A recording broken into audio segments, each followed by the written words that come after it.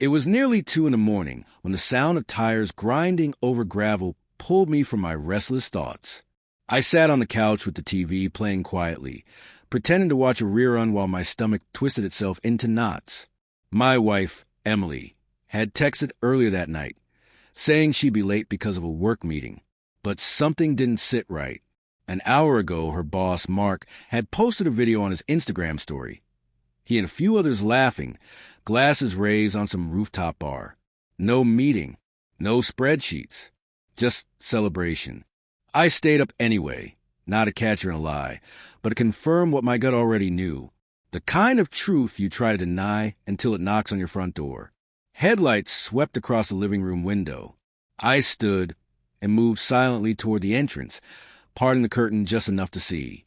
There she was, Emily, stepping out of Mark's sleek black BMW, laughing softly, her hand brushing his arm like it belonged there. He leaned close, whispered something that made her giggle, and rested his hand on the small of her back. My chest burned. I opened the door before she even reached the steps. The sudden noise startled them both. Emily froze, color draining from her face, while Mark straightened like a kid caught sneaking in past curfew. "So," I said evenly, leaning against the doorframe, "this must be that late-night meeting you mentioned." Mark fumbled for words, mumbling something about being a gentleman and making sure she got home safe. His voice cracked halfway through the lie. Emily tried to speak, but her excuses tangled up before they could form. I could smell alcohol, perfume, and something else, something heavy and guilty, floating in the night air. "You can go now, Mark," I said, staring him down. He hesitated, looked at Emily for backup, but she dropped her gaze. "Go." He muttered something under his breath, climbed into his car, and drove off without looking back. Emily stepped past me slowly, like she was entering a room full of consequences. "It's not what it looks like," she whispered. I laughed, a hollow, tired sound. "Then what is it, Emily?"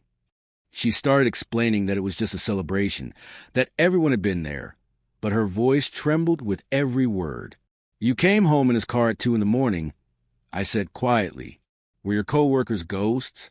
Silence. She couldn't answer. I walked into the kitchen, poured a glass of water, and stared at my reflection in the microwave door. "You used to hate staying out late," I said softly. "Now you're out past midnight with your boss, and I'm supposed to believe it's business?" "Ethan, please," she said, voice cracking. "Not tonight." I turned toward her. "No, Emily, you already made tonight what it is. I'm just trying to understand when it started." Tears filled her eyes, but she said nothing. Not sorry, not honest, just scared. "You think I don't see how your face lights up when he calls?" I asked how your laugh changes when it's him on the other end. She shook her head, sobbing. "It's not like that." "Then what is it like?" I said, my voice barely above a whisper. "Because from where I'm standing, it looks like betrayal dressed up as ambition." She sank onto the couch, face buried in her hands. The room felt smaller, air thicker, like the walls themselves could feel our silence. 10 long minutes passed, broken only by the ticking clock counting down the end of what we once were. "I defended you," I finally said.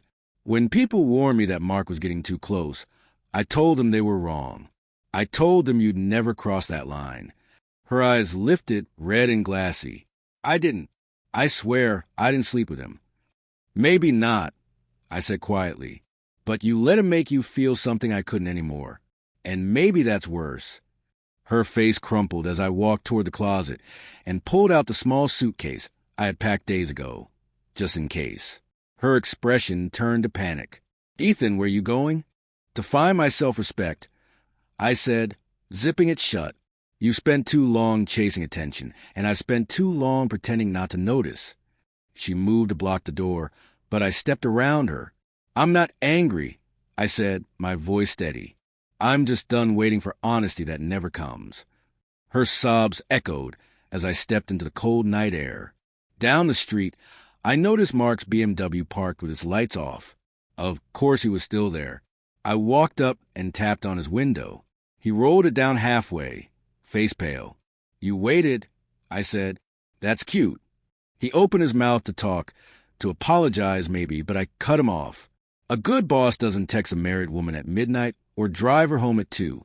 Don't mistake what's broken in her marriage for something that belongs to you. It'll ruin you both. I turned and walked away before he could answer.